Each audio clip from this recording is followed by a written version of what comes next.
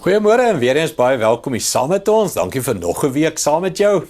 Ons oordenkingtyd saam, hierdie pad gestap, né, van die krag wat in ons werk. En nooit klaar daarmee nie. Die krag wat in ons werk, die saadjie wat ontkiem, die vrug wat dit dra en die lewens wat dit beïnvloed. Ek gaan nog meer praat oor wat doen hierdie saad. Nou net gepraat oor dit maak dood lewendig en dit maak vrywillige dood laat vrug dra. Daarmee afsluit ook. Johannes 15 vers 8 sê, dit is juis hierin dat my Vader verheerlik word, dat julle baie vrugte oplewer en my disippels is. Ek het hierdie storie vertel, gepreek, alles, 'n vader het 2 seuns gehad. Onthou julle daai ene? En daar's baie Bybelstories oor Jesus wat sê, 'n pa het 2 seuns gehad. En die vraag op die einde is, watter een verheerlik die Vader? Kan ek al stop? Die enigste manier hoe jou lewe die Vader verheerlik, is as jy vrug dra. As jy jou lewe laat sterf en sê, Here, hier is my lewe, gebruik my. Net wat U wil, gebruik my.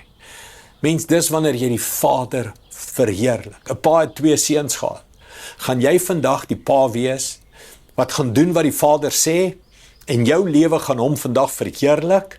En dis klein mense, dit is nie die wêreld Nobelprys van vrede nie. Nee, dis klein in jou huis, dis klein in jou gesprekke, dis klein in alles wat jy doen. As jy net die persoon wat die aar of die koringkorrel gesterf het in die grond, gesê ek leef nie vir myself nie, ek leef tot eer van hom, ek dien mense, ek is vriendelik, ek is opvaardig, ek is vol vergifnis, ek rekonsilieer en versoen, ek is daai mens wat God verheerlik met alles wat ek doen.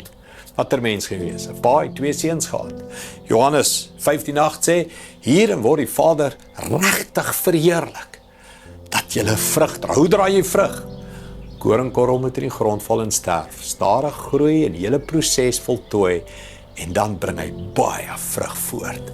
Watter een gaan jy wees? Pa het 2 seuns gehad. Kom ons bid saam. Hemelse Vader, baie dankie, dat U ons lewens wil vat na geseën toe.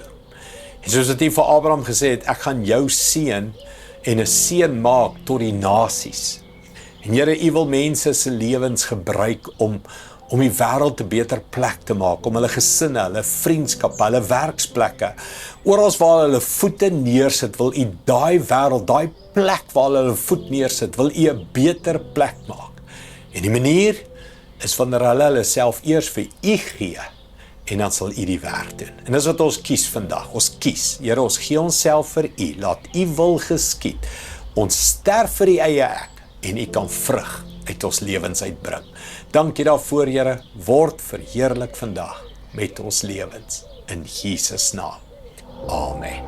Dankie, liewe vriende. Sien jou môre, Moedersdag. Sal lekker wees om jou by die kerk te sien as jy naby genoeg is. Sien uit om jou daar te sien. As jy nie daar is nie, sien ons jou online. Here seën jou. Als van die beste. Trots geborg deur Evergreen Turf.